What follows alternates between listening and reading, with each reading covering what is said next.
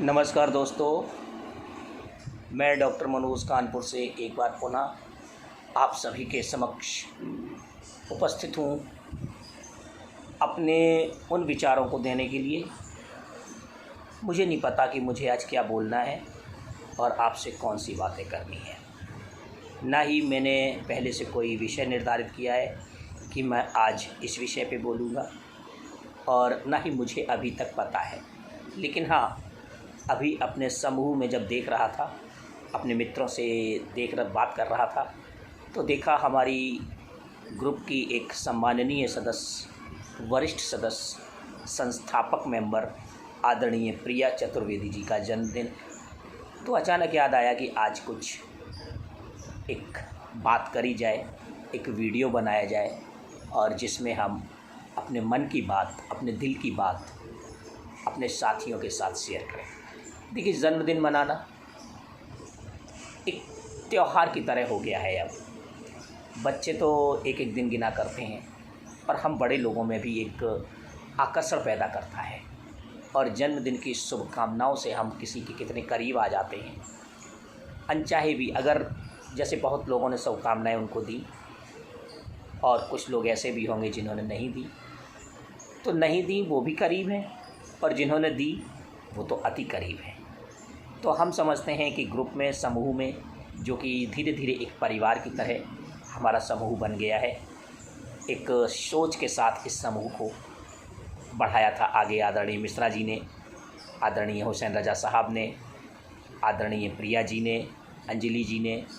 इन लोगों ने इस समूह को जिस प्यार से आगे बढ़ाया, और आज ये समूह एक वट वृक्ष के रूप में स्थापित हो चुका है। मैं अपनी भावनाओं को थोड़ा भावनात्मक होकर व्यक्त करना चाहता हूँ, भावुक होता हूँ। मैं कवि हृदय हूँ, कविता के माध्यम से भावुक भी हो जाता हूँ कि सुदूर, बहुत दूर मेरे एक मित्र को, मेरी पत्नी की मित्र के पिताजी को व्हीलचेयर की ज़रूरत थी। अचानक वो बीमार हो गए, और उनको, मैं केवल इस समूह के योगदान की बात कर रहा हूँ। देखिए, जन्मदिन से मैंने बात शुरू करी। मैंने पहले ही कहा था कि मुझे नहीं पता कि मैं क्या बोल रहा हूँ।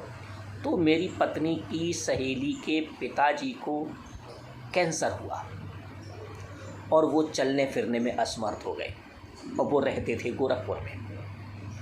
देखिए, परिवार किस तरह से क्या होता है। उनको समय दिया गया कि अब उनके पास मुश्किल से 1-1.5 महीने का समय है, तो उनको चलने फिरने में, आने जाने में बड़ी तकलीफ़ थी।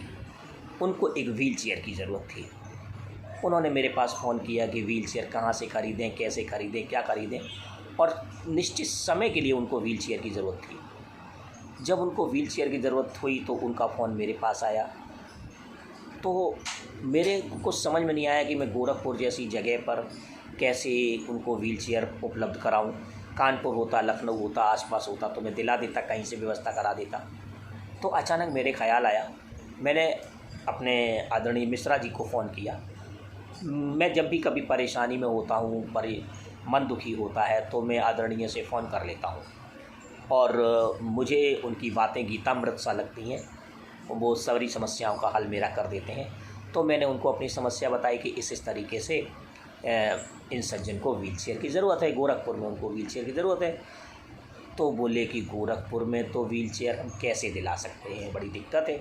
अचानक उनके दिमाग में एक आइडिया आया कि अगर कुशीनगर से चाहो तो मिल सकती है। गोरखपुर से कुशीनगर लगभग 70 किलोमीटर दूर। तो मैंने उनसे बात करी कि क्या आप कुशीनगर से व्हीलचेयर लेने जा सकते हैं। तो उन्होंने कहा हम चले जाएंगे, और हम बहुत आभार तो हम नहीं व्यक्त करेंगे अपने मिश्रा जी का, क्योंकि ये मेरा अधिकार बनता है उनको, उनके प्रति वे मेरे बड़े भाई के समान मेरे ऊपर हाथ रखते हैं। लेकिन हाँ, उनका मार्गदर्शन ज़रूर, उसके प्रति मैं अनुग्रहित ज़रूर रहूँगा। उन्होंने तुरंत व्यवस्था करी, और वहाँ पर जाकर उस व्यक्ति को व्हीलचेयर मिल गई, और व्हीलचेयर आ गई, और उनको व्हीलचेयर का लाभ मिला। सही समय पर सही चीज़ सही व्यक्ति को मिल गई। तो सही समय पर सही व्यक्ति को सही शुभकामनाएं जन्मदिन की दी जाए तो कितनी खुशी होती है। निश्चित रूप से बहुत खुशी होती है। और आदरणीय प्रिया जी, मैं प्रिया जी से जब मिला था तो मैं प्रिया जी को नहीं जानता था, लेकिन जब मिला तो मुझे पता चला कि ये प्रिया जी हमारे परिवार की ही सदस्य हैं। दिव्यांग परिवार से अलग हमारे मुख्य परिवार की सदस्य हैं। बड़ी खुशी हुई और उनका डिवोशन, उनकी सिंसियरिटी, उनका दिव्यांगों के प्रति समर्पण भाव निश्चित रूप से प्रणम्य है। और आज इस मौके पर मैं उन्हें बहुत बहुत बधाई भी देता हूँ कि वो शतायु हों और निरंतर जिन परिस्थितियों में उन्होंने अपने जीवन को इतना आनंददायक बनाया है। देखिए, हम सभी लोग व्हील चेयर पे चलते हैं, हम भी चलते हैं, आदरणीय प्रिया जी भी चलती हैं, आदरणीय मिश्रा जी भी चलते हैं, लेकिन कहीं भी ये कसक नहीं है कि हम खड़े होकर चलें। हमसे कई बार लोगों ने कहा चलो जाओ ऑपरेशन करवा लो और थोड़ा बैसाखियों के माध्यम से चलने लगोगे। मैंने कहा अब नहीं, अब तो इसी जीवन में आनंद है। एक छोटी सी कहानी यहीं पे सुना देता हूँ, क्योंकि आज का विचार जो है कोई इस आधारित विचार नहीं है। प्रिया जी की जन्मदिन की बधाई से शुरू हुआ, व्हील चेयर को उससे लिंक कर दिया, और अब मैं बता देता हूँ कि मुझे खड़े होने की ज़रूरत क्यों नहीं। मैं एक कहानी सुनाता हूँ कि एक राजा थी और उन राजा के पास वैभव, विलासिता और पता नहीं क्या क्या बहुत कुछ था उनके पास। राजा थे, 4 पुत्र थे उनके। राजा को वरदान मिला कि तुम जिस वैभव में, जिस विलास में जीवन में जी रहे हो, मृत्यु के बाद तुम्हारी गति खराब होने वाली है। अगले जन्म में तुम्हें सूअर का जन्म मिलेगा। राजा को बड़ा चिंता हुई कि इस समय में कितना विलास में जीवन जी रहा हूँ, कितना अच्छे से मेरा जीवन कट रहा है, अगला जन्म मेरा सूअर का होगा। और उनको उस वरदान में ये भी बताया गया था कि सूअर का जन्म लेने के बाद एक बार तुम अपने भ्रमण करने जरूर आओगे अपने महल में। तो राजा ने अपने पुत्रों से कहा, देखो ये जीवन मैंने अच्छे से गुजारा है, मैं नहीं चाहता कि मेरा अगला जीवन बड़ा गंदगी में और ऐसे गुजरे। अगर मैं जब महल में घूमने आऊँ तो तुम मुझे गोली मार देना। मैं नहीं चाहता कि मैं सूअरों की ज़िंदगी जीऊँ। तो लड़कों ने कहा ठीक है।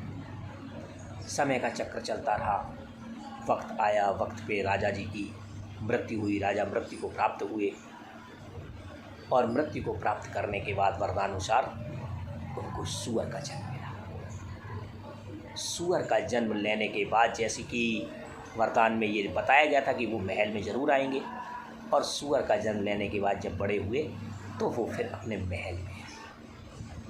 जैसे ही सूअर ने महल में प्रवेश किया, लड़कों ने बंदूक उठा ली, क्योंकि पिताजी का आदेश था कि मैं महल में आऊँ, मुझे गोली मार देना। तो सूअर ने गर्दन हिलाई कि नहीं, अब मुझे गोली मत मारो। क्यों? क्योंकि अब मुझे इसी ज़िंदगी में मज़ा आने लगा है। तो दोस्तों, मुझे अब व्हील चेयर पे मज़ा आने लगा है। हमें मन नहीं करता कि मैं उठकर चलूं और दौड़ूं। हम तो अपनी गति को उस तरीके से महसूस कर रहे हैं जिस तरीके से एक गूंगा व्यक्ति मीठे फल का रसास्वादन मन ही मन कर लेता है। उस तरीके से मैं अपनी गति को नाप लेता हूँ। मैं मन की गति से चलता हूँ। वह तब कहता हूँ ना, मेरा एक लाइन मैंने लिखी थी कभी कि कौन कहता है कि मनुष्य चल नहीं सकता, कि कौन कहता है मनुष्य चल नहीं सकता, मनुष्य तन से नहीं, मनुष्य मन से दौड़ता है। तो हम तो मन से दौड़ने वाले लोग हैं, और हम अपने इस माध्यम से सिर्फ यही बताना चाहते हैं। ये एक संदेश, एक देखिए, ये अनौपचारिक बातचीत है, और अगर हमारी बातचीत से किसी को कोई संदेश मिल जाए, किसी को कोई अच्छी बात मिल जाए, तब तो सोने पे सुहागा है। हम तो अपने समाज से, अपने लोगों से, अपने समूह से, सब लोगों से बात करना चाहते हैं कि देखिए, इंसान क्या है, बातें ही तो हैं। बातों से हम आपके प्रिय हो जाते हैं और बातों से ही हम आपके बुरे हो जाते हैं। इसी मुंह से हम ओम जय जगदीश हरे गाते हैं, इसी मुंह से हम गंदी गंदी गालियाँ देते हैं। तो मुँह तो वही है। तो बातन हाथी पाइए, बातन हाथी पाओ। तुगलक के ज़माने में ये था कि अगर आपकी बातें अच्छी लग गई तो वो इनाम में आपको हाथी दे देता था, और अगर उसको बातें ख़राब लग गई तो वो आपको हाथी के पैरों से कुचलवा देता था। तो बातें ही तो हैं, इसलिए जब बातें ही हैं तो क्यों ना हम एक दूसरे से अच्छे से बोलें। वैमनस्यता, दुश्मनी, शत्रुता, द्वेष, घृणा, ईर्ष्या, ये तो मानव के जीवन का हिस्सा है। हमें भी होती होगी, हम भी कोई बहुत बड़े ऊपर से पैगंबर बन के थोड़े ही जन्मे हैं, हम भी आप लोगों के ही बीच के एक इंसान हैं। लेकिन कोशिश ये करनी चाहिए एक इंसान के नाते कि हम इन चीज़ों से दूर रहें, हम इन चीज़ों से दूर रहें, प्यार बाँटें, आपस में हिले मिलें, एक दूसरे का स्नेह पाएँ। अब मैं बता देता हूँ कि मेरी आदरणीय मिश्रा जी से जान पहचान बहुत ज़्यादा पुरानी नहीं है। मैं 2014 में इनसे मिला था और बीच में गैप्स भी आते रहे, लेकिन पता ही नहीं चला इस बीच में कि ये कब मेरे इतने क्लोज़ आ गए कि आज रात के 11 बजे भी इनका फ़ोन आ जाता है। तो पूछें कैसे फ़ोन किया? बस ऐसे ही फ़ोन किया, सोचा था कि अकेले बैठे हैं, लाओ तुमसे थोड़ी सी बातें करो, ये सोचकर तो बड़ा अच्छा लगता है। और विश्वास, क्या बात है, अगर विश्वास की बात कह दें तो कहते हैं भाई मनोज तुमने जो कह दिया वो सही है, तो अच्छा लगता है। और इस विश्वास को बनाने में समय लगता है।